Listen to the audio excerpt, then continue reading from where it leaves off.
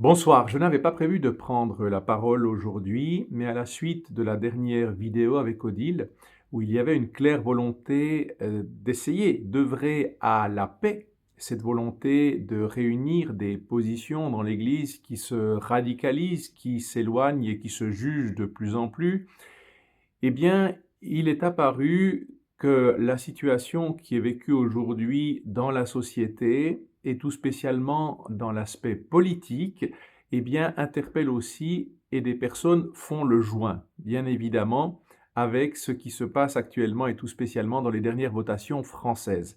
J'ai reçu des centaines de messages, de mails, de courriels qui demandait justement que l'on puisse prendre également la parole sur ce sujet-là, parce que un chrétien, un catholique ne peut pas s'extraire de la vie de la société, il en fait partie de cette société, et comment aujourd'hui comprendre et décrypter ce qu'il se passe, et voir quelle position nous devons prendre en tant que catholiques, bien sûr toujours animés par notre libre arbitre. Tout d'abord, dans la doctrine sociale de l'Église, tout comme dans le catéchisme de l'Église catholique, eh bien, j'aimerais vous rappeler qu'il y a plusieurs points qui nous sont rappelés. Premièrement, la participation à la vie politique. Le catéchisme de l'Église catholique souligne que les fidèles laïcs ont la responsabilité de participer à la vie politique, chacun selon sa propre vocation et les moyens à sa disposition. Cette participation est un aspect de la charité sociale et elle est nécessaire pour promouvoir le bien commun. Deuxièmement, le bien commun, c'est un vote qui est vu comme un moyen pour les catholiques de contribuer à ce bien commun, en choisissant des leaders et des politiques qui promeuvent la justice, la paix et le respect de la dignité humaine. Troisièmement, la formation de la conscience. Avant de voter, les catholiques sont encouragés à former leur conscience en étudiant les enseignements de l'Église, en particulier ceux relatifs aux questions morales et sociales. Cela implique de prier, de s'informer et de réfléchir sérieusement avant de prendre une décision. Quatrièmement, un engagement moral.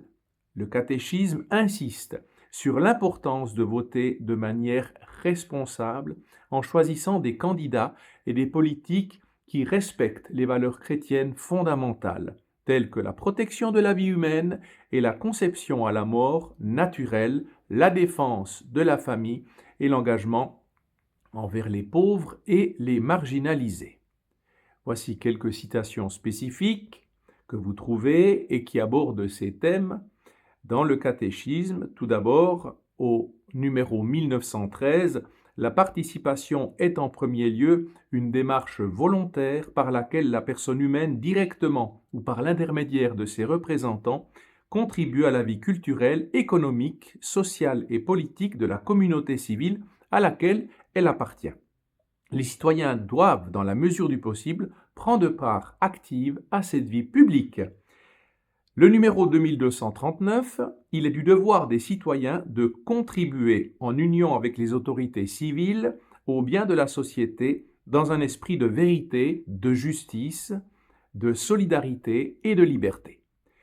Et enfin, un dernier petit exemple, le numéro 2240, la soumission à l'autorité et la coresponsabilité dans le bien commun exigent moralement le paiement des impôts, l'exercice du droit de vote, la défense du pays. Tout ça pour dire qu'il nous faut réfléchir, qu'il faut utiliser non seulement notre cœur pour aimer, mais notre tête pour réfléchir, ainsi que notre libre arbitre. Et c'est cela dont j'aimerais vous parler ce soir, parce que les personnes qui m'ont interpellé par mail me disent que ces positions qui se radicalisent, ces positions qui ne se parlent plus, ces positions qui se diabolisent mutuellement et qui s'ostracisent, n'apportent rien de bon. Et c'est là aujourd'hui où je pense que l'aspect de cette séparation, de cette radicalisation peut elle aussi être extrêmement dangereuse dans la recherche du bien commun. Pourquoi ? Parce que du moment qu'on est dans l'ostracisation de son adversaire, eh bien, on est simplement dans un rejet aussi de toutes les idées qu'il défend. On est dans un rejet de tous les électeurs qui sont derrière et qui pensent que cette personne ou que ce parti peut apporter quelque chose de bon. Et aujourd'hui, il y a quelques mécaniques qui sont extrêmement dangereuses et dont participent, je pense, ceux qui détiennent l'autorité et qui ne participent en rien à valoriser la paix. Tout d'abord, des principes, je pense, qui sont issus de la logique et qui sont là pour élever la personne, pour la rendre libre et responsable et non pas pour l'ostraciser. Puis, premièrement, il n'y a pas à faire peur. Je crois qu'aujourd'hui, on tente toujours de diaboliser son adversaire en faisant peur à la personne qui va voter pour cet adversaire, en ostracisant cet adversaire, en le diabolisant. Je pense que si un parti n'était véritablement pas républicain, on ne lui permettrait pas de siéger dans le cadre d'une assemblée, de représenter un parti.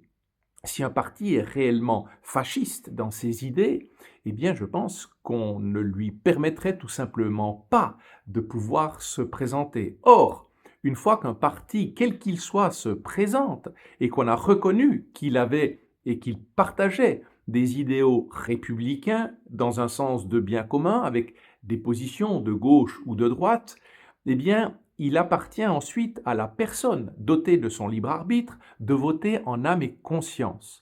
Et chaque parti devrait, au lieu de vouloir détruire l'autre, de vouloir ostraciser l'autre, et donc celui également qui est derrière, donc l'électeur, devrait simplement défendre ses idées. Simplement défendre ses idées, défendre ses principes, défendre ses priorités d'action, et c'est tout. Et ensuite, c'est la liberté de celui qui va voter qui est engagée. Aujourd'hui, on a cet instinct dans certains partis, du moment qu'on se sent mis en minorité, de diaboliser l'autre, de trouver tous les défauts à l'autre, alors que l'on est juste par abstraction et par attaque, et non pas dans une vision de bien commun. Chaque parti devrait accepter dans un esprit, ne serait-ce que de respect, de démocratie, démos kratos, qui est vraiment le pouvoir du peuple. Et je crois qu'aujourd'hui, on assiste parfois à ce que l'on culpabilise un peuple qui ne vote pas tel que l'on souhaiterait. C'est extrêmement grave de mon point de vue parce que c'est antidémocratique. Aujourd'hui, ce soir, et c'est ce qui m'a décidé à faire ce petit message vidéo, c'est que j'ai assisté à une manifestation spontanée. J'étais en train de manger, j'avais des personnes autour de moi. Cette manifestation s'est mise en marche pratiquement devant moi et criait à l'antifascisme et ont même fait quelques dégâts, ont apeuré quelques enfants qui étaient là. Et dans le fond, ce qui était très intéressant, c'est que les personnes françaises qui étaient à côté de moi à table ont commencé de dire leur ras-le-bol, leur exaspération envers ces antifascistes qui en fait sont eux-mêmes complètement totalitaires dans leur manière de voir, de faire et de dénoncer les autres. Et donc, quand on vote contre leur volonté de voir la société, eh bien, ils n'acceptent pas. Alors pour moi, là, on est véritablement dans un totalitarisme, dans un fascisme, parce que celui qui n'accepte pas le vote d'une majorité, eh bien, c'est un mauvais perdant.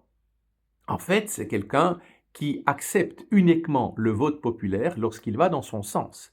Et je pense qu'aujourd'hui, le jeu qui est fait par ces personnes participe à les rendre détestables. Et les personnes qui étaient à côté de moi me disaient, et se disaient modérées dans leur vote, mais m'ont dit que dimanche prochain, eh bien, ils voteraient exactement l'opposé de ces personnes qui se disaient antifascistes. Et donc, je trouve que là aussi, nous devons, en tant que catholiques, prendre la parole pour dire, attendez, premièrement, réfléchissez à tous ceux qui sont vos représentants dans l'aspect de la politique, construisez un programme, défendez votre programme et ne détruisez pas la pensée de l'autre, ne diabolisez pas l'autre, ce n'est pas votre travail. Du moment que l'on détruit l'autre, que l'on dénigre l'autre, c'est simplement parce que l'on n'a pas grand-chose à dire. Parce que si on est sûr de détenir la meilleure partie de la vérité, on n'a pas besoin de diaboliser l'autre. On n'a pas besoin de le démolir. Et je pense que ça, déjà, c'est un signe de malveillance, et non pas de recherche de bien commun, mais aussi profondément de lâcheté. Parce que c'est très lâche, en même temps, de simplement diaboliser l'autre au lieu de défendre son point de vue. Ces petits joueurs, de mon avis personnel. Il y a aussi le travail des médias. Et là aussi, les médias, on voit, font un travail de manichéisme, j'en avais déjà parlé dans une de mes vidéos, où on défend déjà en disant voilà le bien, voilà le mal. Et donc automatiquement, on vous invite à voter pour le bien, à choisir le bien. Mais qu'est-ce que c'est que le bien? Seul le bien commun, qui est notamment prôné dans les valeurs bibliques et théologiques, celui-là est un bien inaliénable. Mais on voit aujourd'hui que les notions de bien sont extrêmement volatiles et sont extrêmement relatives, selon les pensées de chacun, selon le système de vision de chacun. Et aujourd'hui, on voit très souvent que dans ces médias, il y a une vision extrêmement polarisée, qui est manichéiste et qui veut simplement avoir une vision binaire en disant voilà le bien et voilà le mal. Bien évidemment que si on vous présente ça, vous allez choisir le bien que l'on vous propose. Si vous êtes dans un cadre un peu de peur ou d'ignorance, parce que là aussi, c'est la deuxième notion. Partout dans la Bible, on vous dit ne craignez pas. Aujourd'hui, on vous fait craindre de tous les côtés. Si vous ne choisissez pas ça, eh bien, il va arriver l'apocalypse. C'est quand même épouvantable et terrible de voir que ces personnes qui critiquent, qui dénigrent, qui diabolisent leur adversaire, en fait, pour la plupart, ont déjà été au pouvoir et ont fait un travail que l'on peut qualifier de très mauvais, ou en tout cas de médiocre, et c'est eux qui viennent dire surtout ne votez pas pour cela parce qu'ils vont tout détruire. Mais je pense que quand on assiste un petit peu à ce qui se passe aujourd'hui, eh bien on voit déjà que le travail qui a été fait jusqu'ici n'est de loin pas bon. Donc, de mon point de vue, en toute humilité et modestie et objectivité, ces personnes-là devraient se taire et devraient plutôt se dire qu'est-ce qui a permis que les personnes ne votent plus pour nous? Il y a une raison. Le peuple n'est pas fou. Il y a une intelligentsia sociale qui devrait juste être acceptée, entendue. Et se dire maintenant, on doit entendre ce que dit le peuple et on doit aller de l'avant avec ce que dit le peuple. Mais aujourd'hui, on vous présente le bien et le mal, donc je suis le bien, il est le mal. Choisissez. Ben, évidemment, quelqu'un qui a juste une vision binaire, eh bien, il va se dire, ok, ben, je choisis le bien, je vous fais confiance, voyez-vous? Et ça, je trouve que c'est là aussi extrêmement malsain dans le cadre de ces oppositions.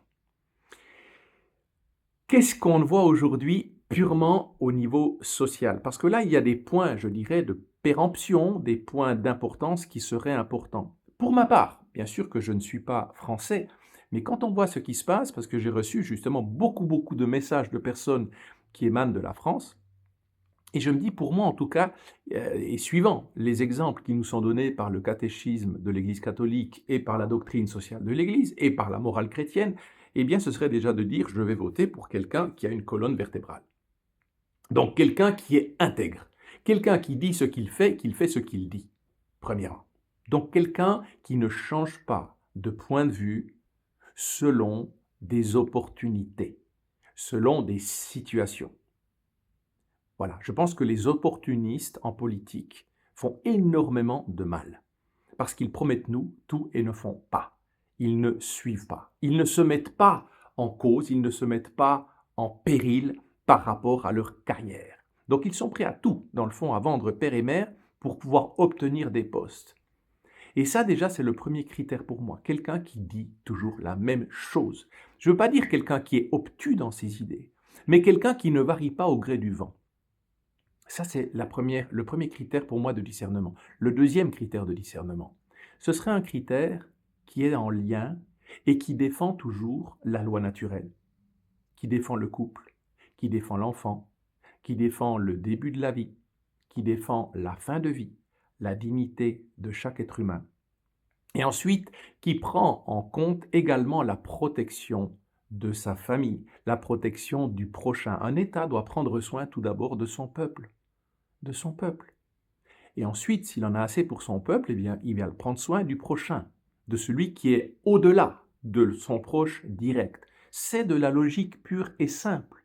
C'est exactement comme un père de famille doit d'abord s'assurer, ou une mère de famille, si elle est également en charge familiale, s'assurer du bien-être de sa famille proche, de ses enfants, avant de s'occuper des enfants des autres. C'est de la logique pure et simple.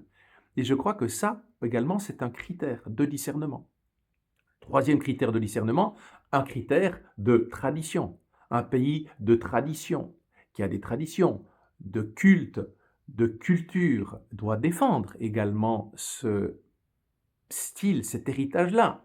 Ça n'est pas pour dénigrer l'autre, bien au contraire, mais c'est pour dire, ici, il y a cette coloration-là, et ensuite, on admet et on accepte toute personne qui vient, si bien sûr elle se conforme à cette coloration. Quand je parle de coloration, ne voyez pas de couleur de peau, bien entendu. Parlez plutôt d'une coloration sociale, morale, existentielle, traditionnelle, culturelle. Et tout ça, ça fait partie de quelque chose qui est important. Dans cette diversité, on doit savoir aussi où est-ce que j'arrive, dans quel contexte, dans quelle société est-ce que j'arrive, et si j'y vais, je dois respecter. C'est les mœurs de cette société, et c'est très important. Là aussi, ça ne doit pas être volatile, on ne doit pas se renier soi-même dans ses racines. Et il y a une notion pour moi, là aussi, qui est extrêmement importante aujourd'hui. Je vous parlais de ce Demos Kratos, du choix de la personne, du choix du citoyen qui doit être respecté. La démocratie, ceux qui se défendent aujourd'hui et qui sont censés incarner la République et la démocratie, de mon point de vue, la renient profondément. Et il y a une inversion accusatoire. Regardez tout simplement ce qui est en train de se passer. Nous voyons depuis le premier tour des mécanismes, des jeux d'appareils qui se mettent en piste pour obtenir des postes.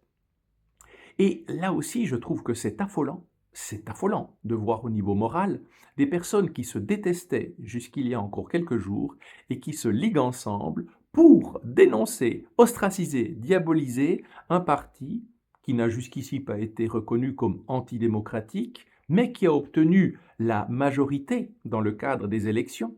Eh bien, ce parti-là, on ne veut pas.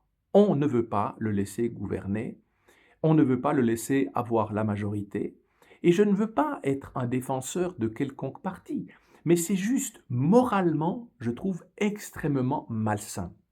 Dans le fond, ça revient à dire, on vous relaisse, on vous redonne la parole, c'est un petit peu ce qu'avait dit le président de la République française, hein, je veux redonner la parole au peuple. Et quand le peuple prend la parole et qu'il ne vote pas comme on souhaiterait, eh bien on fait tout pour que cette parole ne soit pas entendue. Est-ce qu'on n'est pas là dans un totalitarisme, dans un fascisme, dans une perversion totale? Et alors on organise, il y a presque, excusez-moi, mais je vois ça comme une association de malfaiteurs qui se met en marche pour absolument empêcher que le vote citoyen ait son mot à dire, parce qu'il a voté dans un sens où on ne s'attendait pas, où on ne voulait pas. Donc est-ce qu'il y a encore vraiment là une démocratie? Et ceux que l'on ostracise comme étant des fascistes, des totalitaires, des anti-républicains, eh bien j'ai l'impression que c'est presque les plus raisonnables lorsqu'on voit ces combats d'appareils qui sont juste des personnes qui ont peur de perdre leur poste. Moi, ça me questionne énormément. Ces représentants sont juste dans un jeu de pouvoir pour ne pas perdre un poste. Et ils sont prêts à tout, à vendre leur âme, à renier ce qui les a fait élire au sein de leur propre corporation, de leur propre parti, qui avait obtenu également l'accord et le vote de leurs propres électeurs. Et en fait, voilà, maintenant, pour défendre leur beefsteak, excusez-moi, pour défendre leur poste, ils sont prêts à faire n'importe quelle association. Et ça n'est pas une association pour le bien commun. Non, non, non, non, non. C'est juste une association pour que le parti dont, je dirais, les citoyens ont voté en majorité ne puisse pas gouverner. Est-ce que c'est ça la démocratie? Eh bien, je ne pense profondément pas. Mais selon mon expérience, selon ma propre vision des choses, j'ai l'impression aussi que l'on arrive au bout d'un système. Et d'après les personnes qui étaient avec moi à ce restaurant et qui m'ont dit qu'elles étaient modérées jusqu'ici, mais que là, elles allaient voter contre ce front qui devient un front fasciste, qui veut empêcher simplement l'autre d'exister, et ces personnes qui se sont senties profondément blessées dans leur liberté à donner uniquement leur avis, eh bien je pense que, hélas, les positions vont encore se radicaliser.